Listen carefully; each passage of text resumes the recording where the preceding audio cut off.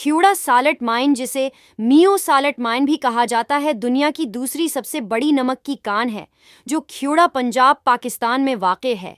ये कान अपने गुलाबी ख्यूड़ा नमक की पैदावार के लिए मशहूर है, जिसे अक्सर हिमालयाई नमक के तौर पर फ़रोख्त किया जाता है, और ये एक अहम सियाहों की तवज्जो का मरकज़ है, जहाँ सालाना 250,000 सियाह आते हैं। इसकी तारीख 320 कबल मसीह में सिकंदर के दस्तों के जरिया इसकी दरियाफ्त से मिलती है, लेकिन इसकी तजारत मुग़ल दौर में शुरू हुई। ज़मीनी सतह पर अहम सरंग 1872 में बरतानवी हुकूमत के दौरान एक कान कनी इंजीनियर एच वार्थ ने तैयार की थी। आज़ादी के बाद BMR ने 1956 तक कब्जा कर लिया, और फिर PIDC 1965 तक कानों की मलकियत रही।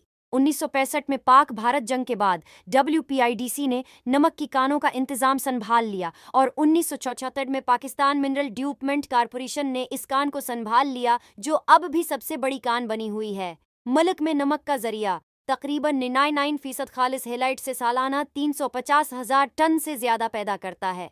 कान में नमक के ज़खायर का तखमीना 82 मिलियन टन से 600 मिलियन टन तक है।